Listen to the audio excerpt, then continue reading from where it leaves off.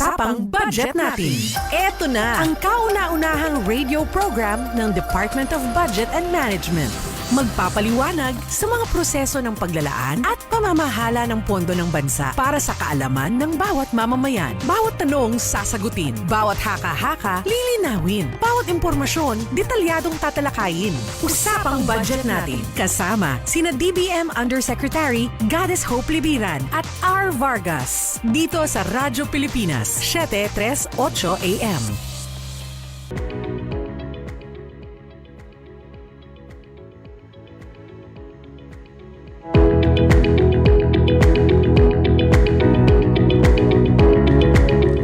Isang maganda, makabuluhan at mapagpalang gabi po sa inyong lahat.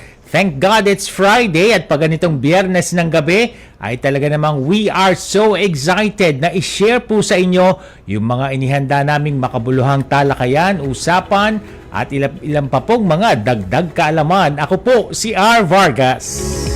Magandang gabi sa iyo, partner R. Magandang gabi, Jamie. At magandang gabi po sa inyong lahat. Ako naman po si Jamie Quinto.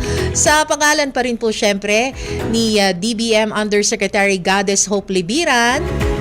Ako po ang inyong makakasama ngayong gabi. Welcome po sa programang Usapang Budget Natin dahil budget natin ito.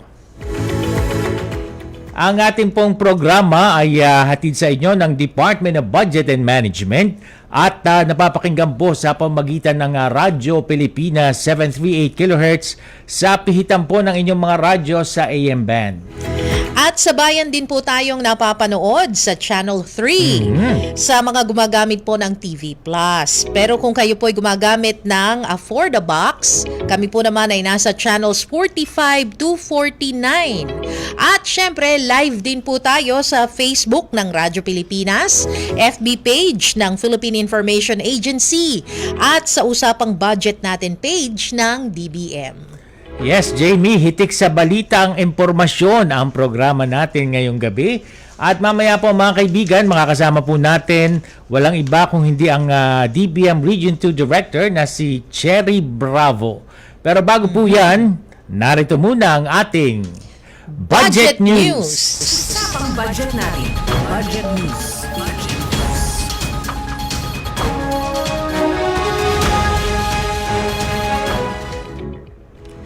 Bilang pagunita sa Araw ng Kalayaan, pinangunahan ni Pangulong Ferdinand R. Marcos Jr. ang flag-raising ceremony at wreath-laying rites sa Rizal Monument sa Maynila nitong Miyerkules ng umaga. Sa kanyang mensahe sa ika-126 na taon na Araw ng Kalayaan, sinabi ng Pangulo na dapat ay sama-sama tayo tungo sa isang mas maliwanag at masaganang bukas. Samantala, sumama ang Department of Budget and Management sa mga aktibidad kaugnay ng 126th Independence Day na may temang kalayaan, kinabukasan, kasaysayan. Sa isang makabuluhang mensahe, ipinaabot ni DBM Secretary Mina Pangandaman ang pagkilala sa mga bayani na lumaban para sa kalayaan na kung saan ang kanilang katapangan, sakripisyo at kabayanihan ang nagsilbing pundasyon ng ating pagkabansa. Anya ang democratic privileges na tinatamasa natin sa ngayon ay bungang hatid nitong kalayaan at kanyang hinibok ang bawat Pilipino na ito'y pangalagaan. Kinilala rin ni Secretary Pangandaman ng mga pag-unlad na natamo at hinimok ang patuloy na pagsisikap ng bawat Pilipino upang mapanatili ang paglago at pagkakaisa. Nakibahagi rin ng DBM sa isinagawang parada ng kalayaan, tampok ang mga floats ng ahensya ng pamahalaan at LGUs na naglalarawan sa ilang mahalagang bahagi ng ating kasaysayan. 6:10 in the evening, kasalukuyan pong nagpapatupad ng malawakang pag-aaral ang Department of Budget and Management tungkol sa posibleng increase sa sweldo ng mga government workers.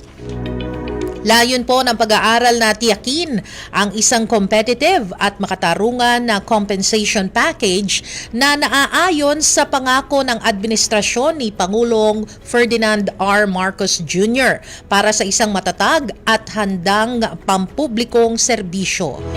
Inaasahang matatapos ang pag-aaral bago matapos ang June 2024. Nililinaw ng pag-aaral ang iba't ibang aspeto ng kasalukuyang sistema ng kompensasyon kabilang ang mga sahod, benepisyo at allowances. Kasama sa pag-aaral ang pagkumpara sa pribadong sektor at ang pagtutok sa epekto ng inflation. Ang mga resulta ng pag-aaral ay magiging batayan para sa kinakailangang pagbabago sa kabuuang balangkas ng kompensasyon para sa mga kawani ng gobyerno.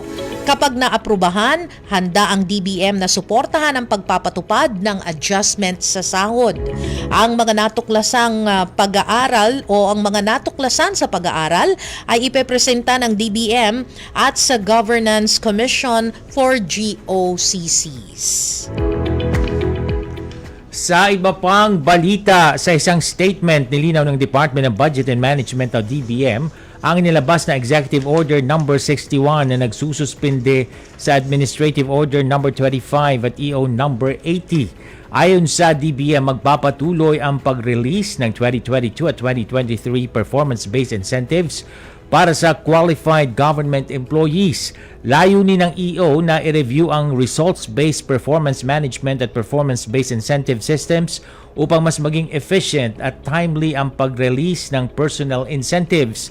Maaring magkaroon ng mga retirements para sa mas maayos at streamlined na pag-release ng 2023 PBB. Samantala, magpapatuloy at komprehensibo nang nailabas ang budget ng 2024 PEI sa mga ahensya. Isasama naman ang 2025 PEI sa National Expenditure Program. Malugod na tinanggap ni Department of Budget and Management Secretary and Development Budget Coordination Committee Chairperson Mina Pangandaman ang balita na ang Fitch Ratings, isang international credit rating agency, ay pinagtibay ang investment grade ng Pilipinas na long-term foreign currency rating sa BBB at pinanatiling matatag ang pananaw nito. Ayon kay Secretary Mina, kapansin-pansin na binanggit ng Fitch ang malakas na medium-term growth ng Pilipinas bilang isa sa mga dahilan ng matatag na rating.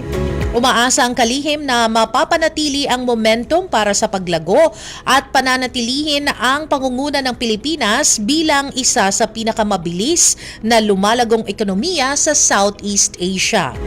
Kaugnay nito, inihayag ng kalihim na sa bahagi ng DBM, ipagpapatuloy ang mga prioridad sa ilalim ng Agenda for Prosperity tulad ng Build Better More, Infrastructure Program at pabilisin ang agenda sa reforma upang matiyak ang paggasta ng pamahalaan ay magbubunga ng mas mataas na produktibo at mag-aambag sa kwento ng paglago ng bansa.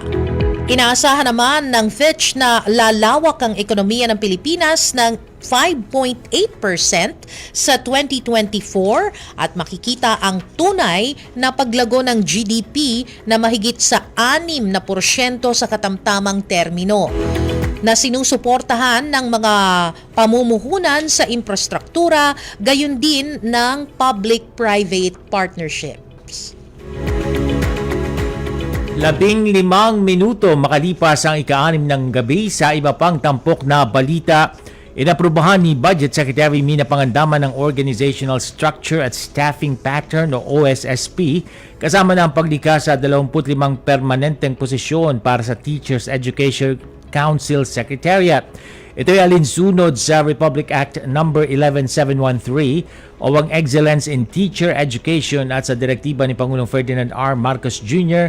na magtaguyod ng konkretong hakbang para sa kapakanan ng mga guro sa buong bansa.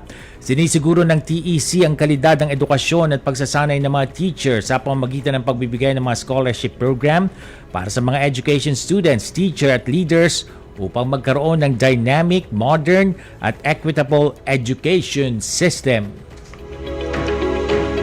Inaprubahan naman po ni Department of Budget and Management Secretary Mina Pangandaman ang paglikha ng 89 na permanent position sa iba't ibang unit ng National Museum of the Philippines sa buong bansa.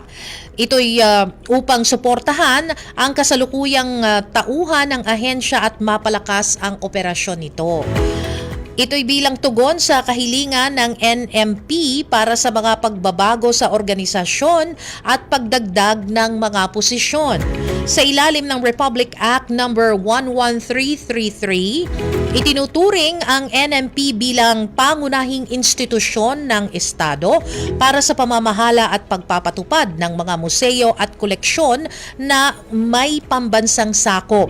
Ayon po kay Secretary Pangandaman, nais ni Pangulong Ferdinand R. Marcos Jr. na kasama sa ating national agenda ang pagpapalakas sa turismo at pangangalaga sa ating pagkakakilanlan, kung kaya't patuloy na bibigyang suporta ng DBM ang NMP at mga programa nito. At yan po ang mga tampok na balita sa ating budget news. Yes, Jamie, sa oras na ito, dagdag kaalaman naman para sa ating mga tagapakinig at taga-subaybay dahil oras na para sa ating Budget 101.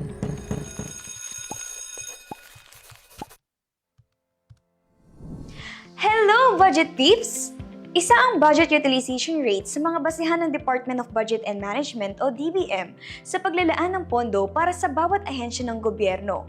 Kung mataas ang budget utilization rate ng isang ahensya, ibig sabihin ay nagagamit dito ng mahusay ang inilaang pondo sa paghahatid ng serbisyo sa ating mga kababayan.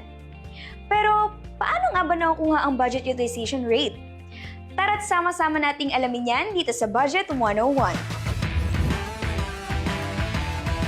Ang budget utilization rate ay ang porsyento ng budget na nagamit ng isang ahensya mula sa pondong inilaan para rito sa ilalim ng General Appropriations Act. Ang pagkakaroon ng mataas na budget utilization rate ng isang ahensya ay sumasalamin sa kakayahan nito na maipatupad ang mga programa at proyekto para sa ikauunlad ng bansa.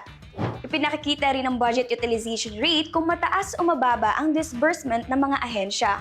Patuloy naman ang paghihikayat ni DBM Secretary Nina Pangandaman sa mga ahensya ng gobyerno na gamitin ang kanilang pondo upang mabilis na maihatid ang serbisyo sa publiko.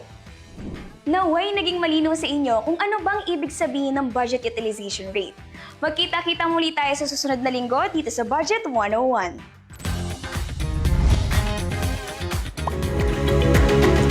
At ayan nga, tinalakay ngayon sa ating Budget 101 ang tungkol dito sa tinatawag na budget utilization rate. Ito ay ang porsyento ng aktual na pondo na nagamit ng isang ahensya na nakalaan sa kanilang budget. Kapag mataas ang budget utilization rate, ibig sabihin pala nito, epektibo ang paggastos. Correct. Pero kung mababa, baka may issue sa proseso ng paggamit ng pondo. Ayan. Nako, correct ka dyan, Jamie. Ito isang mahalagang konsepto sa pamamahala ng pondo ng gobyerno. At Jamie, ito ay nagpapakita kung gaano karaming pondo ang nagamit ng isang ahensya o kagawaran o departamento mula sa kanilang inilaang budget. So dagdag kaalaman na naman ito para sa ating mga taga-subaybay. Hatid lagi ng ating Budget 101. Next week, another dagdag kaalaman na naman po ang ihahatid namin dito sa isa pang episode ng Budget 101. At wag po kayong bibitiw dahil ang susunod po nating segment ay ang Budget Matters at makakasama natin si DBM Region 2 Director Cherry Bravo. Kaya naman po tutok lang at magbabalik pa ang usapang budget natin makalipas ang ilang paalala.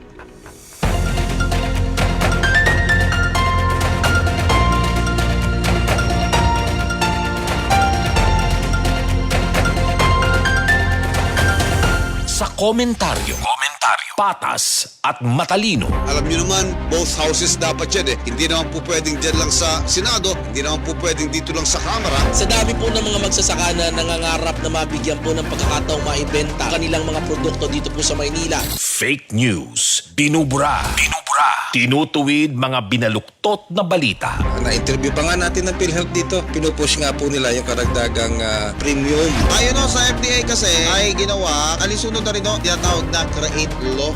Radyo Pilipinas, 7:38 AM. Sa balita't impormasyon, tapat sa pag-uulat. This is a public service announcement. PCO, Meta at Google magtutulungan para disinformation at misinformation ay mapigilan. Hindi po natin lalabanan mag-isa ng gobyerno ang misinformation campaigns na ginagawa po ngayon. Kailangan po talaga natin makipag-ugnayan at mag-cooperate sa mga platforms mismo kung saan umiikot ang mismong fake news. Ayon kay PCO Undersecretary Emerald Ann Vidal, seryoso ang pamahalaan sa paglaban sa fake news dahil walang pinipiling edad ang biktima nito. In addition to our campus caravan at the Unicom na pang gobyerno lamang or pang estudyante lamang, we will form na po talaga a group para makipag-usap po sa isa't isa. We can learn from each other about the different ways we are fighting disinformation, and we hope in a year na makapag-form na po talaga kami ng mas formal na policy or pag-usap na po kami sa Kongreso para maumpisahan ang legislation against the publication of misinformation and disinformation. Together, let's fight disinformation and misinformation. This is a public service announcement. From PBS, Presidential Broadcast Service and Radyo Pilipinas. Dati, hanggang upa lang ang kaya namin. Buwan-buwan na bayad para sa bahay na di naman sa akin nakapangalan. Pero dahil sa tulong ng gobyerno at pag-ibig fund, ang dream kong sariling bahay maaabot na sa abot kayang buwan ng hulog. Ngayon, may disente na kaming bahay ng mga anak ko. Buwan-buwan pa rin ang bayaran, pero sa akin na mapapangalan. Kaya apply na sa 4PH dahil ang susunod mong lipat sa sariling bahay mo na. Magpa-member na sa Pag-ibig Fund at makipag-ugnayan sa inyong LGU para sa karagdagang detalye. Tapat sa pag-uulat. Radyo Pilipinas. 738 AM.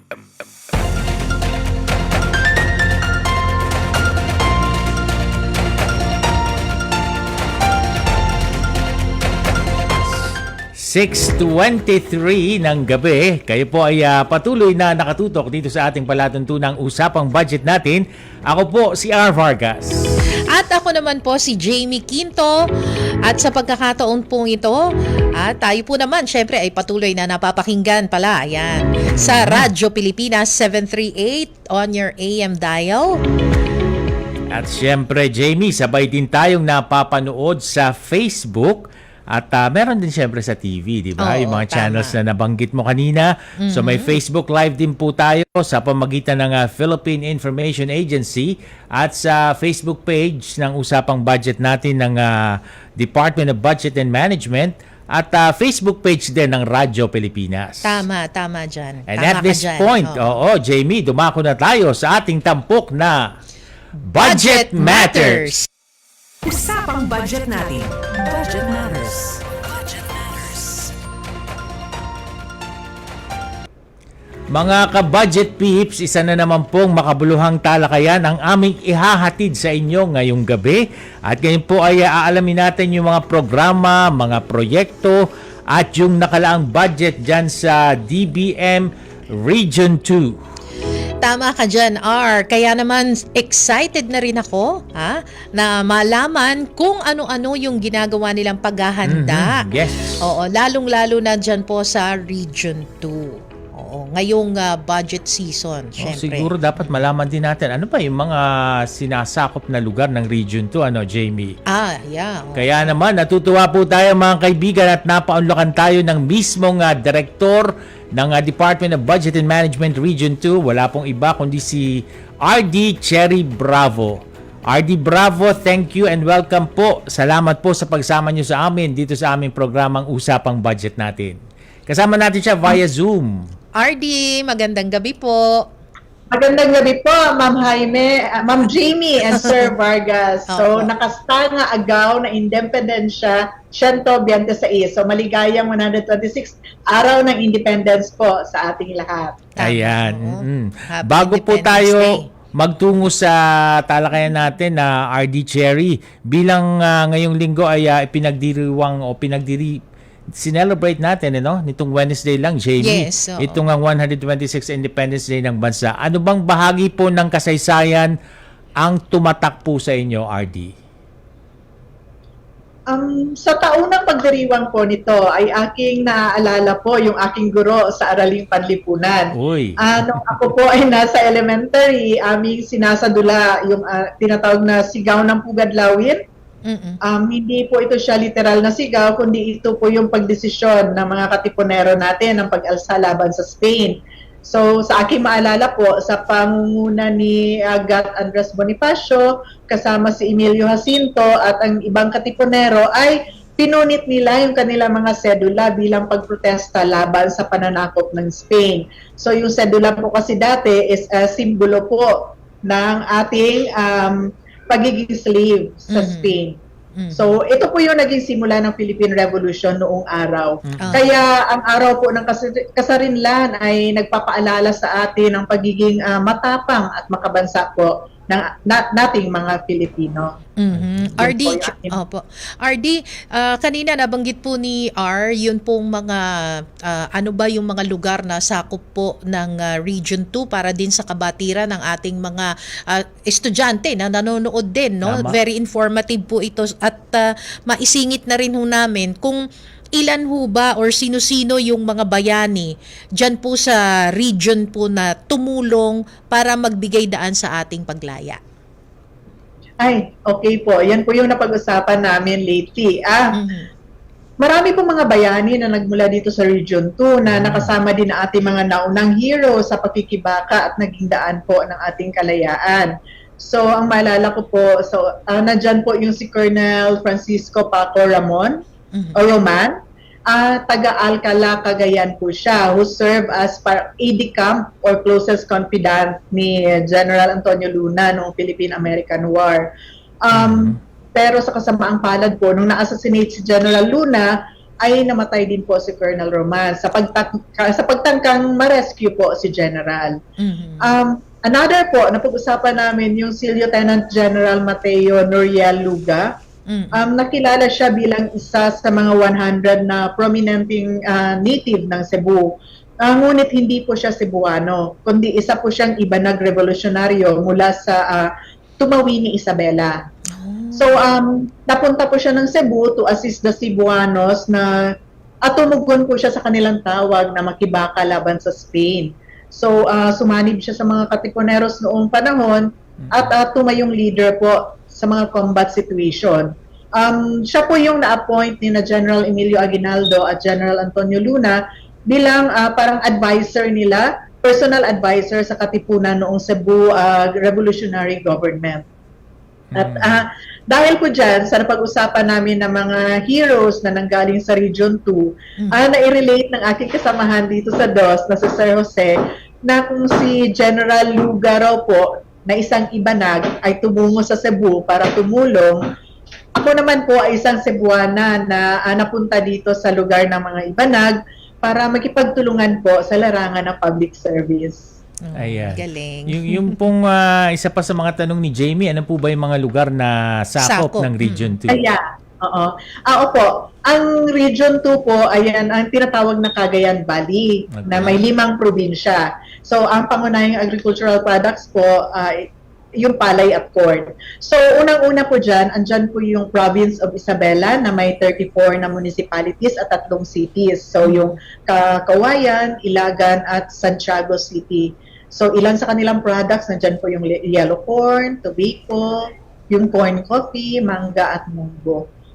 Nasa Ilagan City rin po yung world's largest butaka o yung tinatawag nilang armchair or lazy chair para sa mga mayayaman na may height po na 11.6 na feet ang taas. So ito po yung nakadisplay as landmark sa plaza po ng City of Ilagan sa Isabela. Dito po sa province of Isabela nagmula yung famous na Pansit Kabagan. Ayun. Pangalawa po yung Cagayan Province na may 28 munisipyo at nandito rin po yung seat ng regional government ng Cagayan Valley, yung Tuguegarao City. Among the landmarks po ng Cagayan ay yung Callao Cave at yung Gonton Bridge. Dito po galing yung ating mga Carabao milk candy, fresh milk, yung mga yogurt at chicharabaw. Dito po natikman. Dito po natikman yung pinakamasarap. Opo, yung pinakamasarap na version ng pansit, yung pansit patil patong. Oo. Ayun. Oo, masarap din yan. Oo, at parang ang sarap mamasyal sa kanilang lugar, ano? Tama. Oo. Pangatlo po ay yung province of Nueva Vizcaya. So meron po siyang 15 municipalities.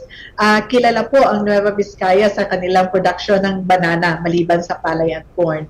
Dito din po yung gawaan ng mga woven baskets and mats. So nandito po yung isang border ng Mount Pulag, yung third highest mountain po ng ating bansa. Pang-apat, yung ating Quirino province na meron pong 6 na munisipyo. Sa kanila po galing yung mga tamarind products ng region. And pang-5, yung island province of Batanes na may 6 na municipalities. So actually, ang Batanes po merong 11 islands. But 3 lang po natitirahan dito. So yung Batan Island, kung saan naroon yung 4 na munisipyo, yung island of Sabtang at island of Itbayat. Dito po sa Batanes natin makikita yung maraming lighthouses, stone houses, at meron din silang Honesty Coffee Shop.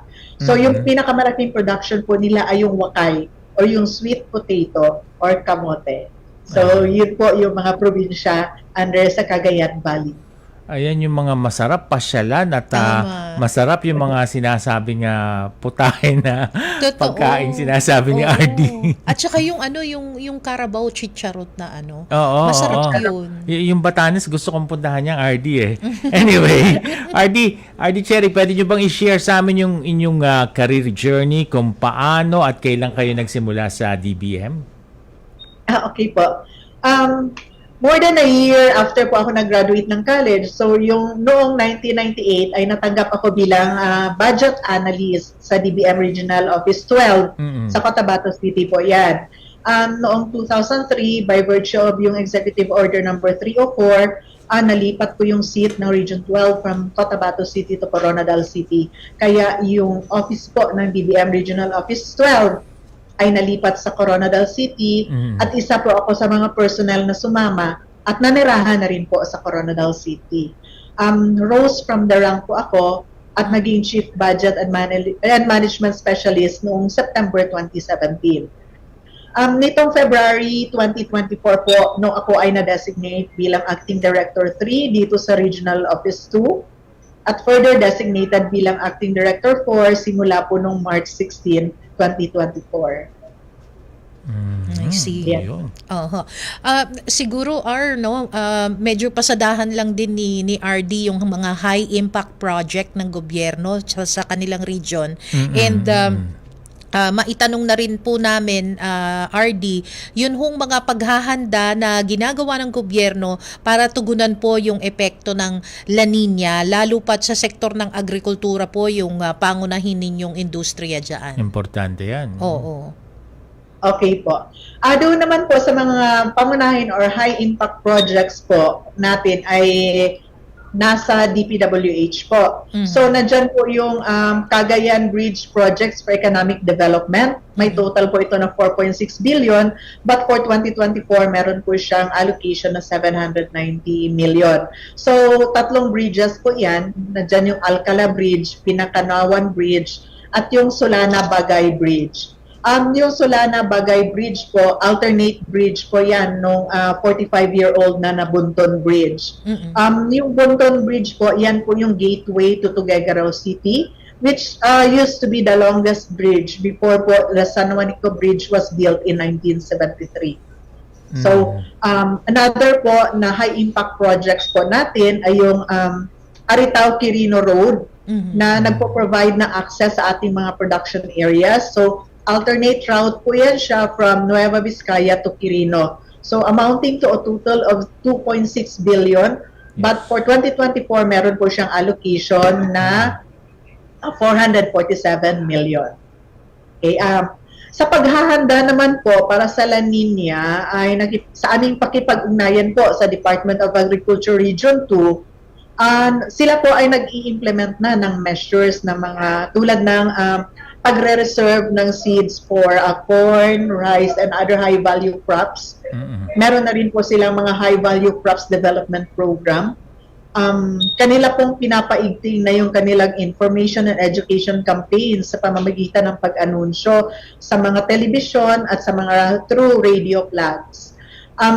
parati na rin po yung kanilang pagkandak ng konsultasyon at meeting sa mga local government units at kanila na rin pong na-activate yung kanilang La Nina Task Force sa regional at provincial management councils. Yun po ang kanilang mga inisyatibong ginagawa sa ngayon. Nabanggit na napag-usapan yung La Nina at yun nga yung hinaharap natin ngayon, RD. Pero nung nakaraan, eto lang, di ba, yun meron tayong El Nino phenomenon. Matindi ba ang naging epekto nito sa Region 2? At paano nyo ito nalampasan? Yes po, Sir Vargas. So, makita po talaga natin na tagtuyot po dito sa area namin. So, hirap po talaga yung ating mga farmers sa kanilang mga produce.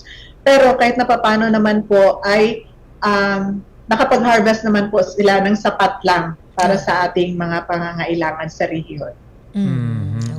Ay, alam mo, gusto ko pa sanang habaan yung interview natin, kaya lang talagang RD, pasensya na po at kinakapos na po tayo ng time. Oo. Pero mahalaga po na nabanggit ninyo on air, yun po mga proyekto ng DBM sa pamagitan po ng DPWH and of course sa ilalim po ng administrasyon ni Pangulong Ferdinand R. Marcos Jr. So baka meron pa po kayong mga mahalagang mensahe na nais po ninyong ipaabot. Go ahead po. Okay. Una sa lahat po, maraming salamat sa aking mga kasamahan dito sa DBM Regional Office 2 sa patuloy na pagsuporta at pagsisiguro na kasabay ng pag-develop ng ating mga sariling kakayahan sa pamamagitan ng pag-attend namin ng various trainings and workshops ay aming lalong napabuti yung pagbigay ng serbisyo sa aming mga kliyente at development partners, syempre with consistency and integrity. Sa amin naman po mga partners sa regional line agencies, local government units at other stakeholders, salamat po sa inyong mainit na pagtanggap sa akin dito sa Cagayan Valley. Naway mapaigting po natin ang ating partnership at collaboration. Sama-sama po sana natin makamit yung kaunlaran para sa Rehiyon 2. RD Cherry, baka meron kayong gustong i-shout out dyan sa inyong mga kasamahan sa Regional Office 2. Go ahead po. Shout out po sa aking mga kasamahan Division Chief dito ay kay Ma'am Ludi sa ating acting ARD, Ma'am Ludivina Potot, Division Chief po natin sina Jose Pamita, Macario, and kay Ma'am Juliet Bilag at kina Sir Harley at marami pa pong iba, kay Ma'am Faith at yung mga kasamahan ko ngayon na nandito pa po sa opisina at nanonood sa atin. Sipag Tama. Oo. Opo. Sige yes, po. Maraming salamat po. DBM Region 2 Director Cherry Bravo, salamat po sa inyong inilaang oras dito sa amin ngayong gabi. Salamat rin po sa inyo, Ma'am Jamie at Sir Vargas, sa opportunity na to na Imbag Arabii. Naimbag Rabii. Naimbag na Rabii. Paano? Naimbag na Rabii. Na Rabii. Ayan. Yung Rabii kasi, di ba, parang gabi. If I'm not mistaken. Naimbag na Rabii. Sige, kakabisaduhin ko yan. Samantala po, sa susunod po nating talakayan, mga ka-budget peeps, pag-uusapan po natin ang tungkol sa ginanap na pagdiriwang ng Independence Day nitong nakaraang Miyerkules. Oo. At malalaman natin kung paano ba ang budgeting style na ginagawa ng mga bayani noon. Uy, meron na palang ganong budgeting style. Oo, mula sa isang historian. Kaya abangan po ninyo ang ating budget talks dahil makakasama natin ang isang historian, walang iba kundi si Jonathan Balsamo. Huwag po kayong bibitiw dahil magbabalik pa ang programang Usapang Budget Natin dahil budget natin ito.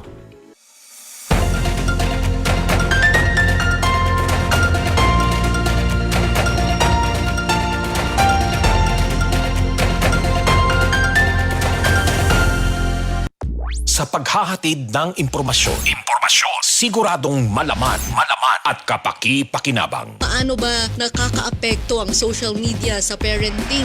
Sinabi nating heart failure, hindi na maayos mag-pump.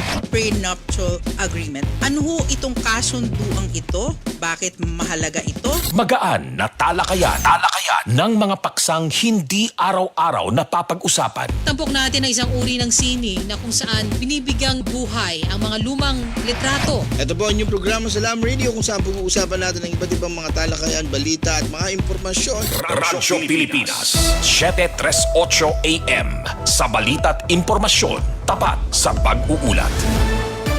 This is a public service announcement. PCO, Meta at Google magtutulungan para disinformation at misinformation ay mapigilan. Hindi po natin lalabanan mag-isa ng gobyerno ang misinformation campaigns na ginagawa po ngayon. Kailangan po talaga natin makipag-ugnayan at mag-cooperate sa mga platforms mismo kung saan umiikot ang mismong fake news. Ayon kay PCO Undersecretary Emerald Anvidao, seryoso ang pamalaan sa paglaban sa fake news dahil walang pinipiling edad ang biktima nito.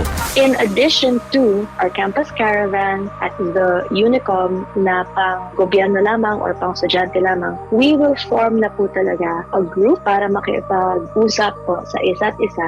We can learn from each other about the different ways we are fighting disinformation, and we hope in a year na makapag-form na po talaga kami ng mas formal na policy or pag-usap na po kami sa Kongreso para maumpisahan ang legislation against the publication of misinformation and disinformation. Together, let's fight disinformation and misinformation.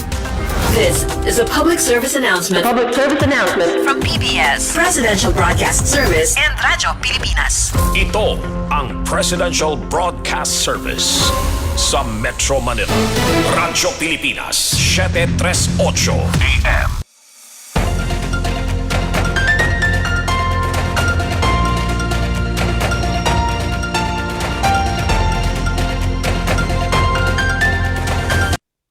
...6:42 ng gabi at welcome back po. Nakatutok pa rin kayo sa ating programang Usapang Budget natin. Ako po si R. Vargas.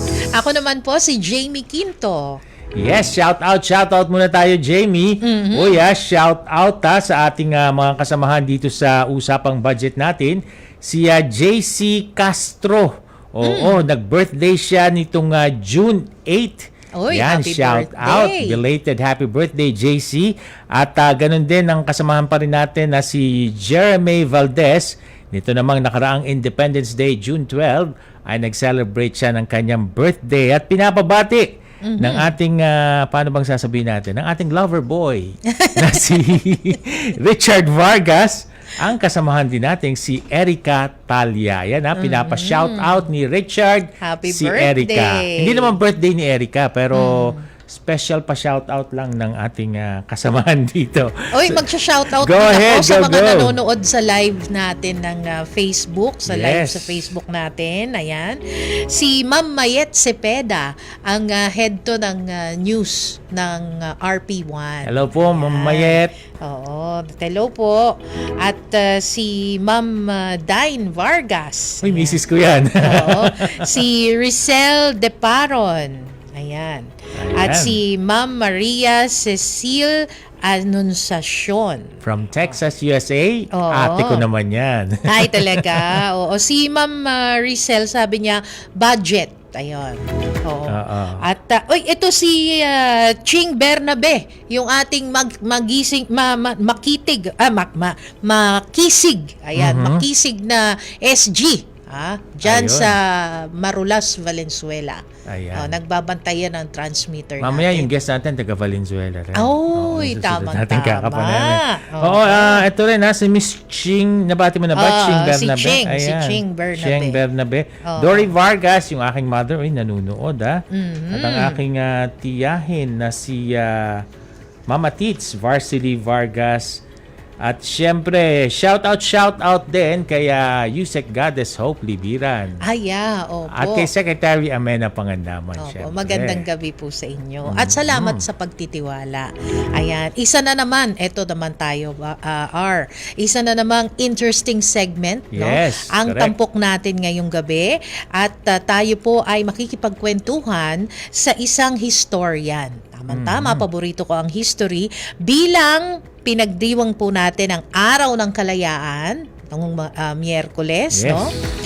Kung saan ating aalamin kung paano nga ba pinangangasiwa or nangangasiwa ng kanilang pananalapi Ayan, ang ating mga bayani at kung paano umusad ang himagsikan at iba pang interesting na usapang kasaysayan. Favorite mo palang history, ano? Oo. Ha? Nung bata ako, hindi ako masyadong mahilig sa history.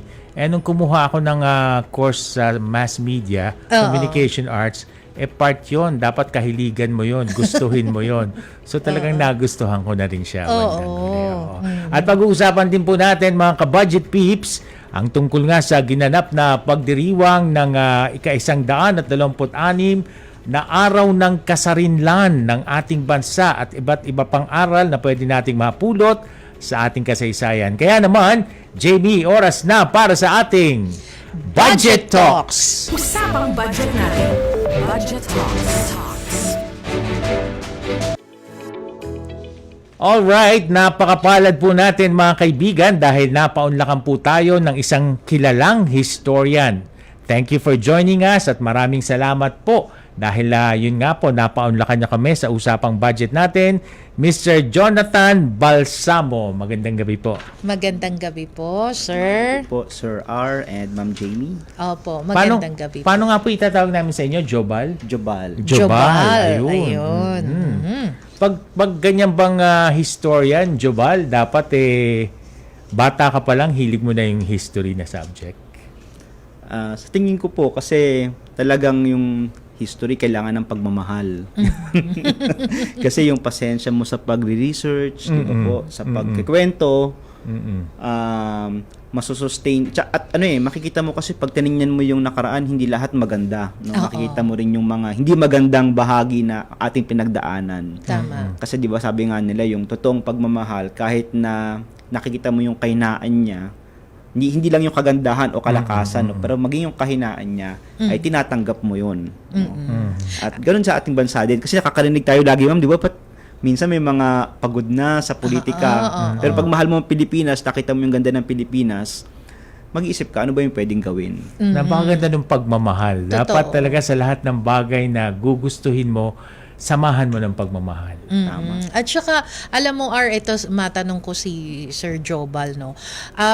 Di ba pagka tawag dito yung sa history, meron yung parang specialization ba kayo, ganyan? Kasi di ba meron yung iba yung nag-aaral lang ng para kay Dr. Jose Rizal lang, yung sa iyo ba? Ikaw ba? Anong sa akin, ma'am, ay local history. No? Dahil taga Valenzuela ako, ang naging focus ng research ko ay history ng Valenzuela. At ang Valenzuela ay pinangalan kay Dr. Pio Valenzuela. So yung panahon niya, which is panahon ng revolusyon, ng katipunan. So yun ang aking naging focus. Oo. At bilang historian siguro matanong na din natin bakit mahalaga na malaman ng mga kabataan natin, 'di ba, ang ating history. Ayun. Actually maaaring mag-umpisa tayo sa trivia. Yung may curiosity, malaman, yung pala yung, doon pala, yung pala ibig sabihin ng pangalan na yun, bakit yun yung pangalan ng kalye namin, ganun pala yung nangyari. Parang marites lang, no? Pero pag habang lumalalim ka, nakikita mo na yung saysay, kaya ang kasaysayan yung saysay na mga bagay-bagay. At nagkakaroon, akala nila, puro nakaraan lang. Hindi, actually, pag pinag-aralan mo yung nakaraan, maiintindihan mo, bakit tayo ganito ngayon? At hindi ka naman matatapos lang sa ngayon. Mangangarap ka, ano yung pangarap mo bukas? So yun, para sa akin ang pag-aaral ng kasaysayan ay para maunawa ng kasalukuyan at magkaroon tayo ng pangarap sa kinabukasan. Tatawid siya sa future. Ayun. Jobal, paano ko ba napasok sa ganitong larangan, yung pagiging isang historian? Sa teacher. Magaling yung aking history teacher noong high school. Okay. At parang nung high school ako, although mali ito, dahil sabi nila, di ba, pag mag-exam, ibabudget mo yung time mo. Di ba, may oras ka sa math, may oras ka sa English, dapat naka-budget para equal yung attention. Hindi ako parang ang ano ko noon, history lang yung pinag-aaralan ko. Kasi parang nakita ko, doon ako magaling. Hindi ko naman pinapabayaan yung iba, pero yung aking focus, yung aking effort ay nasa history. Kasi nakita ko na pagdating sa history, ay si Balsamo yan. So parang nakakita ko ng puwang ko sa klase. Na kumbaga may pagyayabang ka. Syempre high school di ba? Nakita kong espasyo o lugar para sa akin yung history. At syempre pag may alam ka, mayabang ka. So pag history kasi pinag-usapan, sabi ng teacher ko, dapat magaling ka mag-memorize. Oo, yung hirap mga ako sa dates. bagay na yun doon. Pero alam niyo sir, sa totoo lang, hirap po ako sa memorization. Talaga? Hirap ako. Pero mahilig ako sa kwento. Oo, tama naman. Totoo yan. Ano ba yung mga kinakailangang meron bang ano bang tawag diyan? Katangian para ikaw ay maging isang historian? Well, una po, meron tayong degree, no? May Okay. AB History. Katulad doon, nag-AB History ako sa PUP, tapos may mga graduate degrees din, no? Pero liban sa degree, ay ang magpapakilala sa iyo bilang historian ay yung iyong output, no? So kung meron ka nang naisulat na research at naisulat na mga libro, na mga akda, yun ang nagbibigay sa iyo ng, kumbaga kikilalanin ka ng peer mo na ay siya yung historian ng Valenzuela, ay siya yung historian ng Caloocan, o ganun. O siya yung meron ka ng kumagang expert, yung tinanong ni Ma'am kanina, no, expertise. So, but basically, ang ano naman ay pananaliksik at pagkikwento. So may naka-assign bawat lugar? Valenzuela ka, may Caloocan, o marami kayo dyan sa Valenzuela? Paano ba? Opo, ganun po. Kasi lahat naman ng bayan, lahat ng bagay ay may kasaysayan. So, Okay. syempre, kumbaga sa doktor, maghanap ka ng field of specialization mo. Ay, ganun Kasi pala doon yun, ka ano? nakafocus. Alam ko At pag parang historian, pwede kang historian maging lang. tour guide, di Ayan. ba? Ayun. Ay ma'am, nabanggit mo yung bagay na yan. No? Kasi, sa totoo lang, dati ang alam natin sa history, parang subject lang sa school eh. Pero nagbabago na po ngayon. Pinag-uusapan ng history sa labas ng classroom. Tama. Pag nagtutour ka o kahit sa Facebook, 'di ba po? Kasi nakakaano ng curiosity. Kaya sa isang banda, yung kasaysayan ay yan, bahagi ng turismo, nagbibigay buhay. Nagiging kabuhayan ng mga tao. Ang tawag natin diyan public history. Oo. Alam mo, bago tayo dumako, alam kong gustong-gusto na nila na puntahan yung usapang budget na, kung paano nagbabudget yung mga bayani natin, no? Pero nitong nagdaang Miyerkules po, no, June 12, ipinagdiwang natin yung ika-126 na anibersaryo ng ating kalayaan. Pero, kung matatandaan po natin, mayroong panahon na ang Independence Day ay ipinagdiriwang ng July 4. Ang alam ko, ito ay parang Phil-American Friendship Day. Phil-American Friendship Day. Ayan. Baka meron po kayong gustong ibahagi tungkol po dito? Yung July 4, ito po yung July 4, 1946. No? After ng World War II, di ba po? Okay. Iginawad sa atin ng Amerika yung ating kalayaan. Pero after the war, nung nagsasarili na tayo, nakita nila na dapat tinitingnan natin ito sa ating sariling pananaw, Filipino, kasi kasaysayan natin to eh. Yes. So dapat Filipino perspective. At sa ating point of view, ang talagang kung ugatin natin yung ating kalayaan bilang bansa, ay sa panahon pala to nila Aguinaldo pa, nung ating idineklara yung ating sarili. Kasi yung June 4, iginawad, ibinigay sa atin. Pero yung June 12, tayo ang nag-assert, no? Tayo ang nagdeklara na malaya na tayo. Pero totoo rin naman yun dahil mahina na yung Espanya, napabagsak naman na natin yung mga bawat bayan natin, napalaya na talaga natin. At kumbaga hindi sa parang yung July 4 kasi parang utang na loob natin sa Amerika. So isa ito sa bahagi ng panahon na ang problema kasi nila, yung panahon na yun, malaya na tayo. Pero yung mga Pilipino, maka-Amerikano pa rin. So yun yung tinatawag na neo-colonialism. Nasa utak pa rin yung pagiging hawak natin ng Amerikano. So kailangan, kaya merong Rizal Law, merong ito pagbabago ng July 4 to June 12 para igiit na tingnan natin ang ating kasaysayan sa ating pananaw. Kasi ang history po ay perspective. Ang natatandaan ko dyan sa June 4, June 12 at July 4, nung bata ako, inaabangan ko lagi kasi holiday. Oo, hanggang June 12 na lang, June 4 hindi na naging holiday ng mga panahon. So yung significant pala ng June 12, talagang ito ay perspective ng mga Pinoy. Oo. Maganda. Ayun, mapunta tayo sa usapang budget na mababahagi mo yung ilang kwento, Jobal, tungkol sa pagbabudget ng ating mga bayani. May gano'n na ba? May budgeting style na bang tinatawag nung panahong yon na panahon ng ating mga bayani noon? Actually po, yung organized, no, bilang organisasyon, kasi pwedeng personal yung pagbabudget, di ba? Yung pagbabudget mo ng iyong resources. Pero sa aspektong organizational, halimbawa, kung yung First Philippine Republic, no, syempre gobyerno, saan kailangan niya mag-operate, no? Kailangan niya tumakbo. So kailangan niya ng pera. So isang ano doon ay nag-loan. Mag-loan sila sa mga may kaya para pondohan yung kaya lang yung operation ng government. Kaya lang short-lived republic yun kasi 1898 kakatapos lang natin sa mga Kastila. Na-declare June yun, 'di ba? Then January na itayo natin yung First Philippine Republic 1899. March nahabol na tayo ng mga Amerikano nung taon. So, short-lived republic yun, hindi rin talaga nakapag-function ng tuloy-tuloy yung pamahalaan. So, kung ugutin pa rin natin, yung ating, bago yung kay Aguinaldo, nauna si Bonifacio, yung Katipunan. Kaya nga dala ko itong libro kong ito, no, yung Light of Liberty ni Jim Richardson. Kasi, nandito yung mga dokumento ng Katipunan at based sa mga documents ng Katipunan, makikita natin kung paano sila tumakbo bilang organisasyon. Of course, ano pa to? Secret government, diba? Lihim na samahan pa ito. Pero kahit lihim sila, based on documents, meron silang financial management aspect. No? Kasi syempre, for any organization to run, you need money. So, ang tanong lagi dito, sa isang minute sa binasa ko kanina, saan manggagaling nililinaw nila, saan manggagaling ang pondo ng Katipunan? So, membership fee, yung pag magpapa-member ka, may membership form, may payment yon, may contribution, tapos may sharing pa. Pag nagbayad ka, 30% ay doon sa unit, 2/3 doon sa branch.